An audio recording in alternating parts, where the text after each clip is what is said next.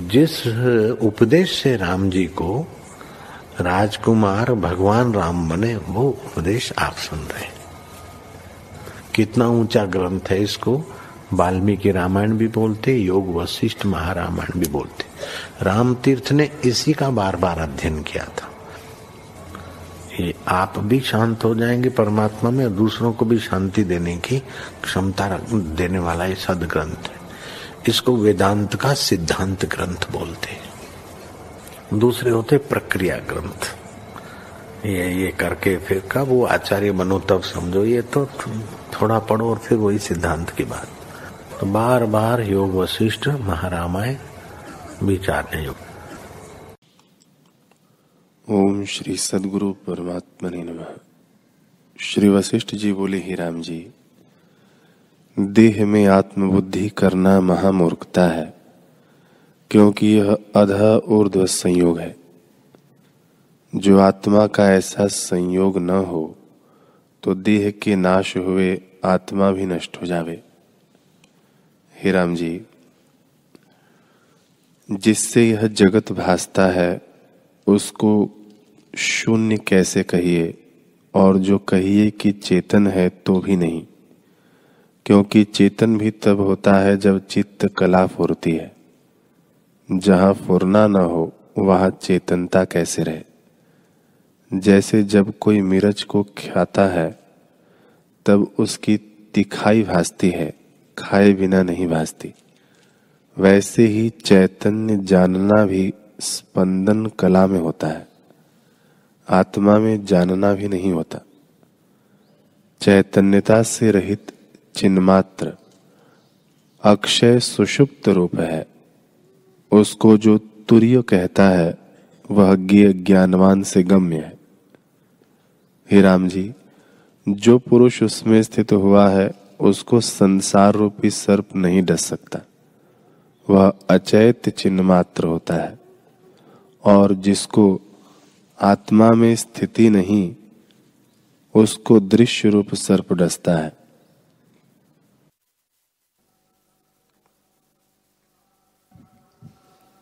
नमः। श्री योग वशिष्ठ महारामायण।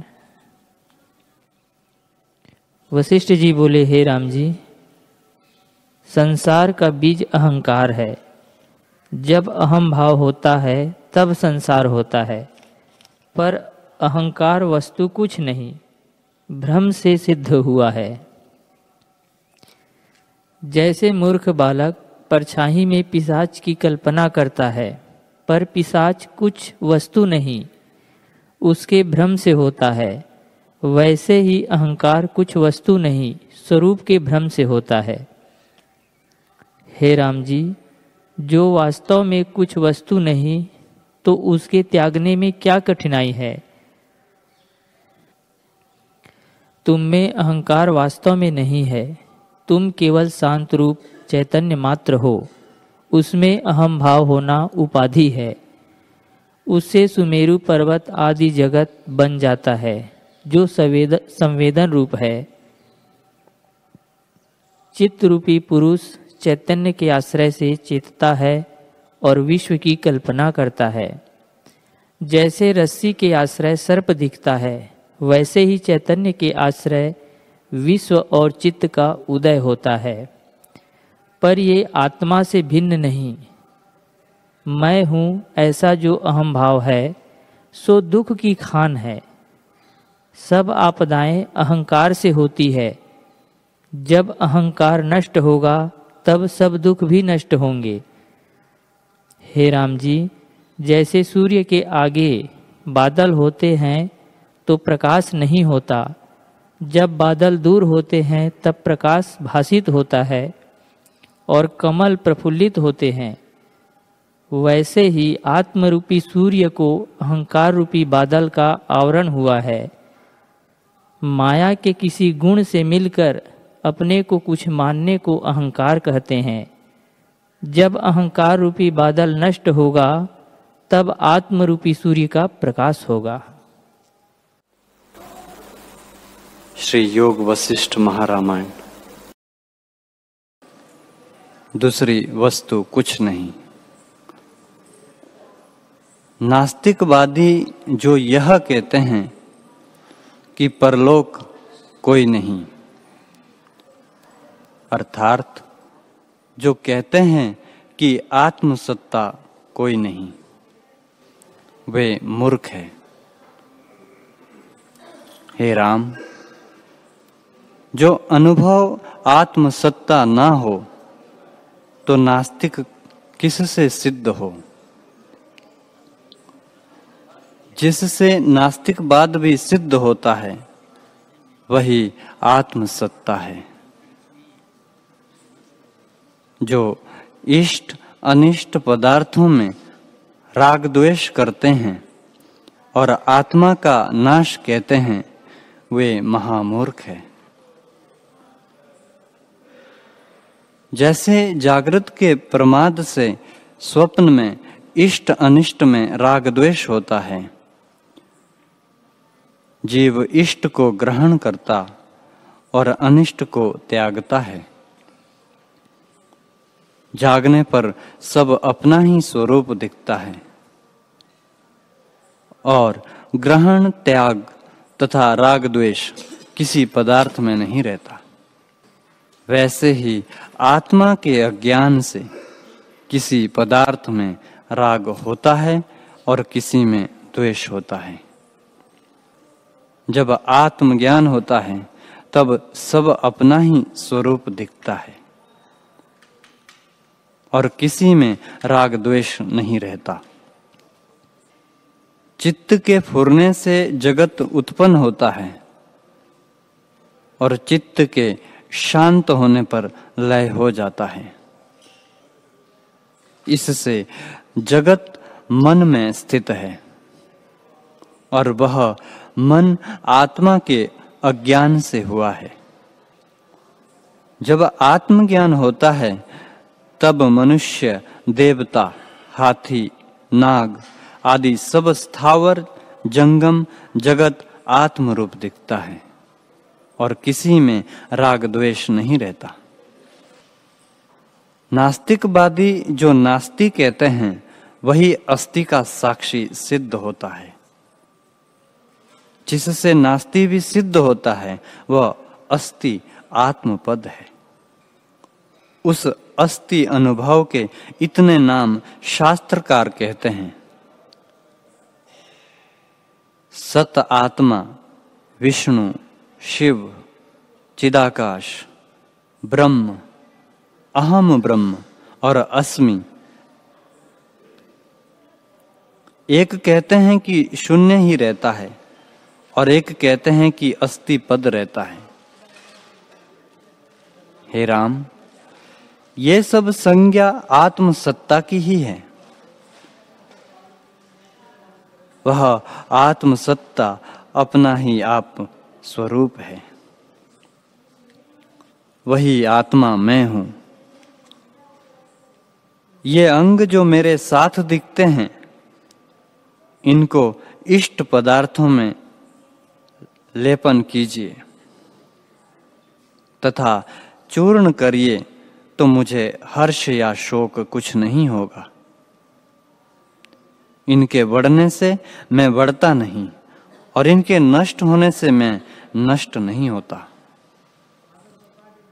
हे राम, 3 शब्द होते हैं, मैं जन्मा हूं, मैं जीता हूं, मैं मरूंगा। जो प्रथम ना हो और उपजे उसको जन्म कहते हैं। मध्य में जीता कहते हैं और फिर नाश हो उसको मृतक कहते हैं। पर आत्मा में तीनों विकार नहीं है। आत्मा उपजा भी नहीं, क्योंकि आदि ही सिद्ध है। वह मृतक भी नहीं होता, क्योंकि अविनाशी है। चैतन्य, आकाश सबका और काल का भी अधिष्ठान है। फिर उसका कैसे नाश हो? वह तो उदय अस्त से रहित है। जिसमें देश, काल, वस्तु और जगत का किंचन होता है, उससे आत्मा का नाश कैसे हो? इससे आत्मा अविनाशी है। हे राम, जिस वस्तु को देश और काल का परिच्छेद होता है, उसका नाश भी होता है। ये देश, काल और वस्तु तीनों आत्मा में कल्पित है। जैसे सूर्य की किरणों में जल कल्पित होता है, वैसे ही आत्मा में ये तीनों कल्पित है। कल्पित वस्तुओं से सत्य का नाश कैसे हो? इससे आत्मा अविनाशी और अद्वैत है। उसमें दूसरी वस्तु कुछ नहीं। जैसे शून्य स्थान में वैताल कल्पित होता है, वैसे ही आत्मा में जगत कल्पित है। उस अभाव रूप जगत में जीव प्रमाद से एक का अभाव और दूसरे का सद्भाव जानता है।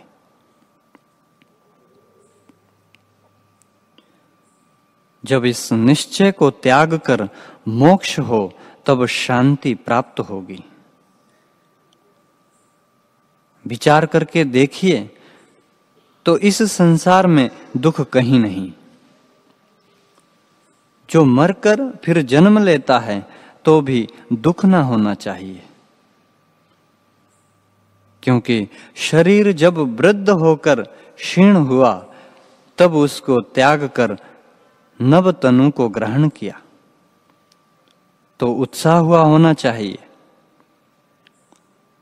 जो मृतक होकर फिर नहीं उपजता, तो भी आनंद होना चाहिए,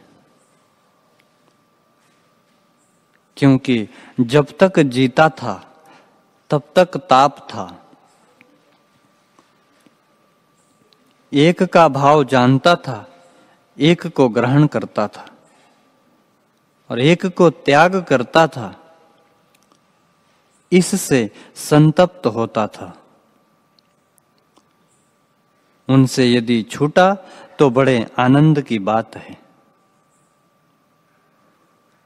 और जो सब चिदाकाश रूप है, तो भी अपना रूप आनंद रूप है। दुख कुछ ना हुआ। हे राम, एक प्रमाद से ही दुख होता है, और किसी प्रकार दुख नहीं होता। यह सब जगत आत्मरूप है, और जब आत्मरूप है तो दुख कैसे हो? जो तुम कहो कि मैं अपने कर्मों से डरता हूं, जो परलोक में मेरे लिए भय का कारण होंगे, तो ऐसे जानो कि बुरे कर्म का दुख कष्ट यहां भी होता है और परलोक में भी होगा। इससे बुरे कर्म मत करो। मैं तुमसे ऐसा उपाय कहता हूं जिससे तुम्हारे सब दुख नष्ट हो जाएंगे। वह उपाय यह है कि तुम जानो मैं नहीं, अथवा ऐसा जानो कि सब मैं ही हूं। सब वासनाएं त्याग कर अपने को अविनाशी जानो और आत्म सत्ता में स्थित हो। यह सब जगत भी तुम्हारा ही रूप है। जब ऐसे आत्मा को जानोगे, तब शरीर के त्याग से भी कोई दुख ना रहेगा, और शरीर के होते भी दुख ना होगा। यदि पूर्व शरीर को त्याग कर नया जन्म लिया तो भी आनंद हुआ, परम शांति हुई। और जो चिदाकाश रूप है तो भी परम आनंद हुआ। हे राम, सब प्रकार आनंद है, केवल भ्रांति से दुख होता है। जब स्वरूप का साक्षात्कार होगा तब सब जगत ब्रह्मानंद स्वरूप प्रतीत होगा। हरि ओम।